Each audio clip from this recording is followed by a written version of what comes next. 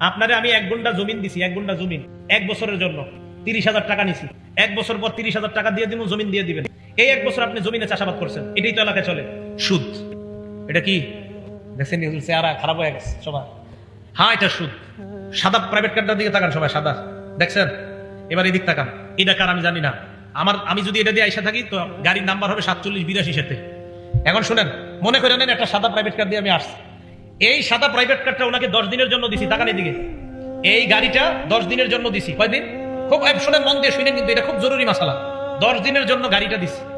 দেওয়ার পরে এই একটু মন দিয়ে শুনতে দেন সবাই। গাড়িটা দেওয়ার পরে 10 দিনের জন্য 10,000 টাকা নিছি, সিকিউরিটি হিসাবে গাড়িটা দিছি। 10 দিন পর 10,000 দিয়ে দেবো, গাড়িটা দিয়ে দিব, বা 1 লাখ টাকা নিলাম। এখন ওনার ছেলে কি করছে? বাচ্চা মানুষ, আব্বা আমি একটু গাড়িতে উঠবো, মন চাইছে 10 দিনের মধ্যে। উনিও কি করছে? এই গাড়ির দরজা খুইলা ওনার ছেলেরই নিয়ে একটু বসছে গাড়ির সিটের মধ্যে, একটু কিছুক্ষণ বৈশা আবার নাইমা গেছে। সুদ। এই সামান্য সময় সুদি কারবার করছে। লা ইয়াজুজুল ইনতিফা বিশাইইল মারহুন।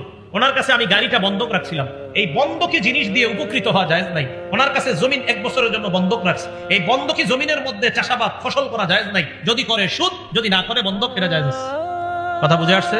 এখন জানি আপনাদের থেকে একটা প্রশ্ন আসতে পারে, অগ্নি বলে দেখি প্রশ্ন, হুজুর যদি দেওয়ার সময় কিছু টাকা দিয়ে দেয়, দেওয়ার সময় যদি কি দিয়ে দেয়, এটার নাম বাটপারি। বলেন কি জায়েজ নেই? এই কাজই করেন না।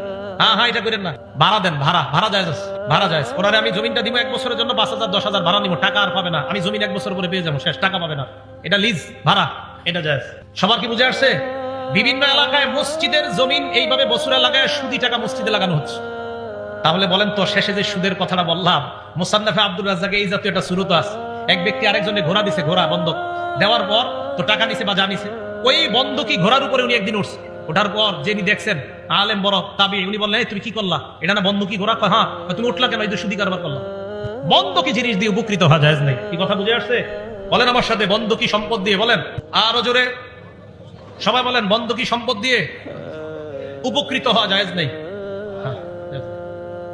তাহলে জমিন দিমু, টাকা নিলাম, এই জমিন শুধু ওনার কাছে থাকবে সিকিউরিটি হিসাবে। টাকা যদি মেরে দিই, এই জন্য থাকবে। চাষাবাদ ফসল কিছু করবে না, শুধু রেখে দিবে। টাকা দিমু, জমিন দিয়ে দিবে, এটার নাম বন্ধক। কিছু করবে, এটার নাম সুদ।